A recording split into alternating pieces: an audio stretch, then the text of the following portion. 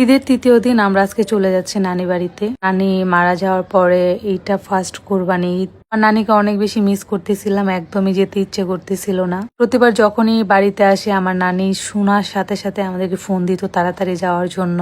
But এইবার একটা ঈদ যে আমার নানু দুনিয়াতে নাই। নানি মারা গেলেও নানি বাড়ির কদর কমে নাই।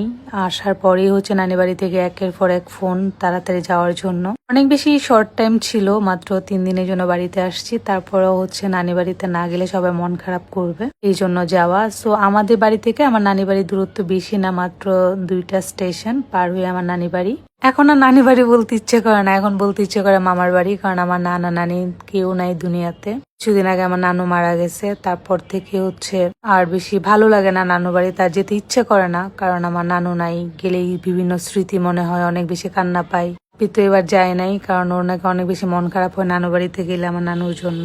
জানি না আসলে কেন, মানে নানুর কথা মনে হলো হচ্ছে কণ্ঠটা ভারী হয়ে যায়, মানে একদমই অনেক বেশি খারাপ লাগে আমার নানুর জন্য। সো নানি বাড়িতে চলে আসছি।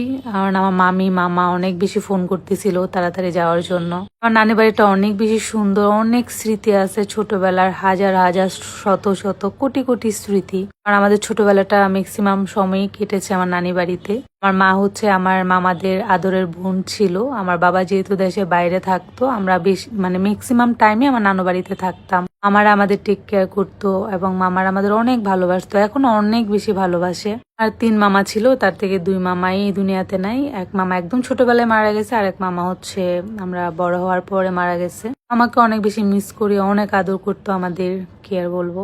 অবশেষে আমার নানু মারা গেল। এখন আমার ছোট মামা আছে, মামি সবাই আছে আলহামদুলিল্লাহ। আমার 2টা মামি অ্যান্ড মামা আছে, একজন মামা। সো তারা আমাদেরকে অনেক বেশি ভালোবাসে, আর এই জন্য নানি বাড়িতে আসা।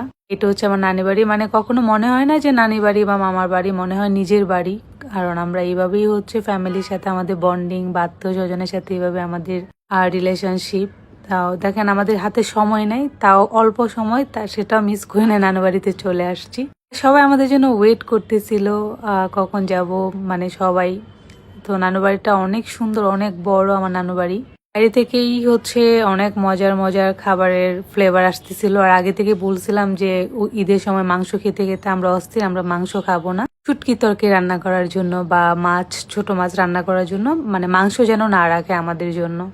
তো যাই হোক, আসার পরেই দেখি গাছের দিকে তাকিয়ে একদম আমগুলা পেকে আছে গাছের মধ্যে। তো কি আর করার, বেশি দেরি করি নাই। যে আসার পরেই হচ্ছে মানে সবাই পাখা দিয়ে বাতাস করতেছে, কারণ ইলেকট্রিসিটি চলে গেছিল। এই কেয়ারিংটা অনেক বেশি ভালো লাগে, যে নানি বাড়িতে আসলে সবাই এত বেশি আদর করে, এত বেশি যত্ন করে, এত টেক কেয়ার করে। একদম মানে কি বলবো, বললাম না যে নিজের বাড়ির মতো। নানি বাড়ি এটা মনেই হয় না। ইলেকট্রিসিটি চলে গেছে, আর দাঁড়িয়ে যে কি পরিমাণ বাতাস না করছি। আর এই যে আকাশ মিয়া পা ভেঙে বসে আছে, আর আকাশ হচ্ছে আমার বড় মামার ছেলে। সো আজকে পরিচয় দিলাম, অনেকে জানতে চাও। আমরা সবসময় বলি ভাই, তো কেউ জানে না মানে কে কোন ভাই। তো আজকে বলে দিলাম, আকাশ হচ্ছে আমার বড় মামার ছেলে। সো আমাদের বন্ডিং দেখে সবাই ভাবেন যে সবাই আপন ভাই। হ্যাঁ, আমরা ওইভাবেই হচ্ছে মানে আমাদের বন্ডিংটা তৈরি হয়েছে। তো গাছে হচ্ছে অনেক পাকা পাকা আম, এই যে গাছ থেকে আম পারলাম। আর পাকা আম খেতে আসলে অনেক বেশি টেস্টি, কি বলবো। গাছ পাকা আম অনেকদিন পরে নানি বাড়িতে এসে গাছ পাকা আম মানে খেলাম।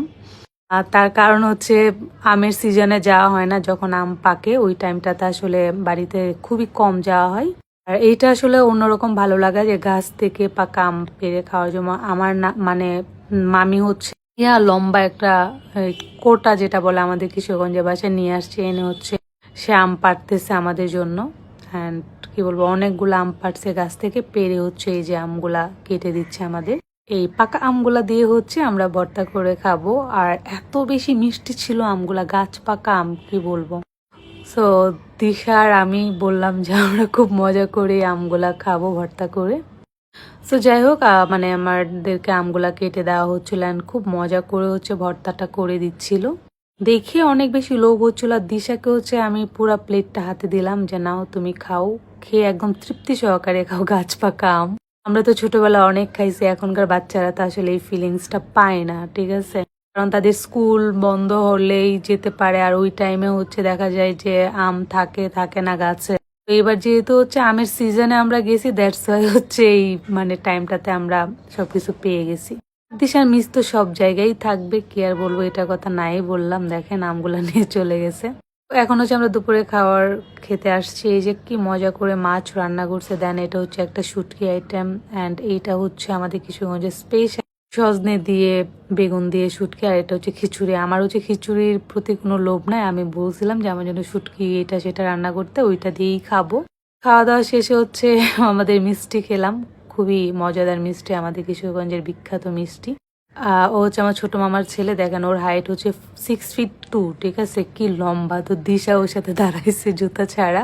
তো এখন আমরা যাচ্ছি হচ্ছে আমার নানুর কবরটা জিয়ারত করতে। তো নানুর কবর জিয়ারত করেই হচ্ছে আমরা চলে যাচ্ছি বাড়িতে। সব ভালো লাগার ক্ষেত্রেও হচ্ছে নানুর জন্য ভিতরটা অনেক বেশি খারাপ লাগতেছিল, অনেক কষ্ট লাগতেছিল আমার নানুর জন্য।